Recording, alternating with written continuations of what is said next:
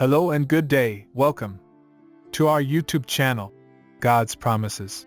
And today's video will be a fast, concise overview. Book of Leviticus, chapter 15. Let's get started now. The Book of Leviticus is the third book of the Old Testament, which contains a set of laws and regulations for the Israelites. Chapter 15 specifically focuses on laws concerning bodily discharges, such as menstruation and genital discharges.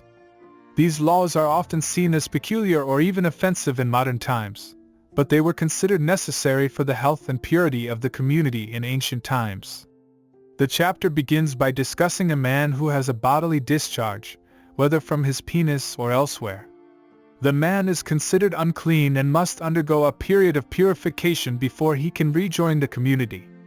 This period involves washing his clothes and body, avoiding contact with others, and waiting until the discharge stops. If he touches anyone or anything during this time, they too become unclean. Similarly, a woman who is menstruating is considered unclean and must isolate herself from the community for a period of 7 days. Anyone who touches her or anything she has touched during this time becomes unclean as well. After the 7 days are up, she must undergo a ritual cleansing process before she can rejoin the community. The chapter also discusses other bodily discharges, such as discharges from sores or wounds. These discharges also make a person unclean and require a period of isolation and cleansing. However, the chapter notes that if a person with a discharge sits on something, it does not become unclean unless someone touches it. The purpose of these laws is not only to maintain the physical health of the community but also to reinforce the idea of spiritual purity. Just as a person with a bodily discharge is considered unclean, so too is someone who has sinned or broken the laws of God. By isolating themselves and undergoing a purification process, they can regain their spiritual purity and be welcomed back into the community.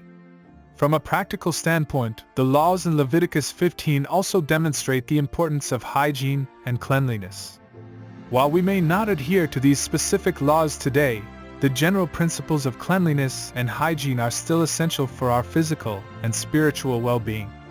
In modern times, we have access to medical knowledge and technology that can help us stay healthy and prevent the spread of disease. But the underlying principles of cleanliness and respect for our bodies and those of others remain important. Furthermore, the laws in Leviticus 15 can also teach us about compassion and empathy. In ancient times, a person with a bodily discharge was considered an outcast, but the community was expected to treat them with compassion and provide for their needs during their period of isolation.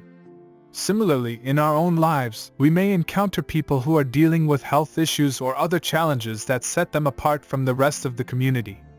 Rather than shunning them, we should strive to show them compassion and support, recognizing that we are all vulnerable in our own ways.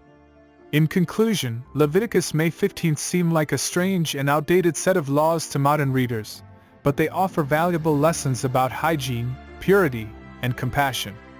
While we may not follow these specific laws today, the principles behind them remain relevant and important for our physical and spiritual well-being.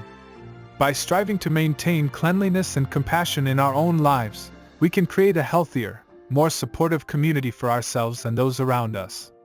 Thank you for visiting us today. Please share with us your favorite Bible chapter below in the comments section. Don't forget to like and subscribe, it really does help our channel grow. Looking forward to see you back here for our next video. Always take good care.